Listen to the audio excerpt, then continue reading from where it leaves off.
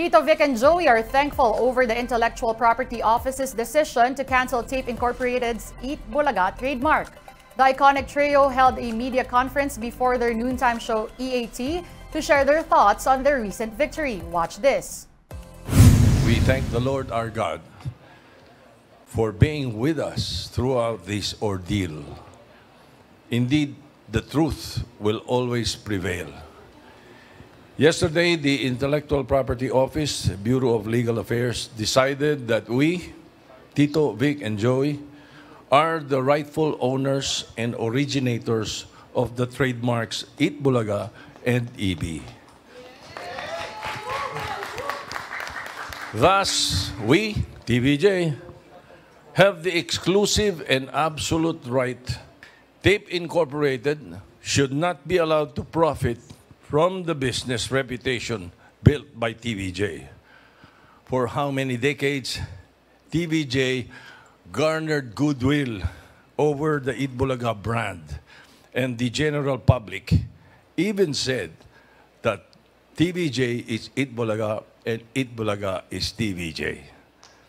The IPO's favorable decision, while it is just the beginning, is indeed a milestone and a welcoming development to our legal claims.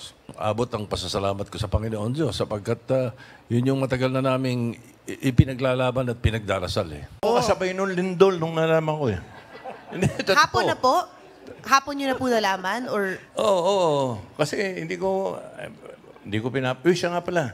Doon sa nagtatanong ng anitong icon, ang ibig sabihin po niyan eh, I created our name. Wow! Wala. Pasikat lang. Okay. Hindi, ako mga gano'n, parang big. Mga panahon ng lindol, doon lang. Hindi ko masyadong, nung nakita ko lang si Attorney Buko sa TV, doon lang ako humagulhol talaga. Christmas party kami, doon pa lang nag-sink in sa akin na, uy, eto na yata yung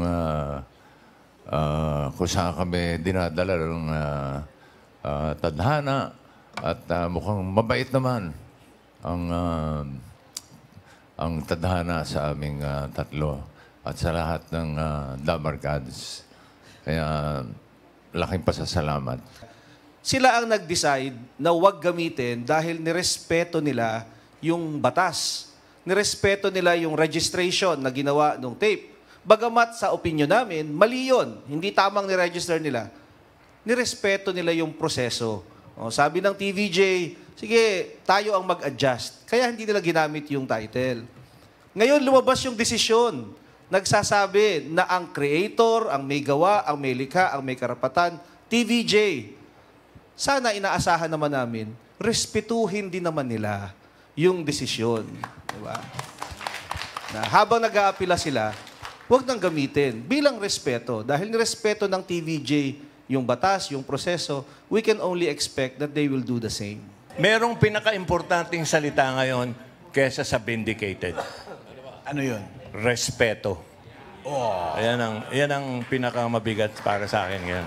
Yun nga yung sinasabi ko, pagka nagpakita sila ng respeto at tigilan na yung paggagamit ng hindi naman sa kanila, mas masaya. At siguradong hindi lang Merry Christmas, Happy New Year pa talaga.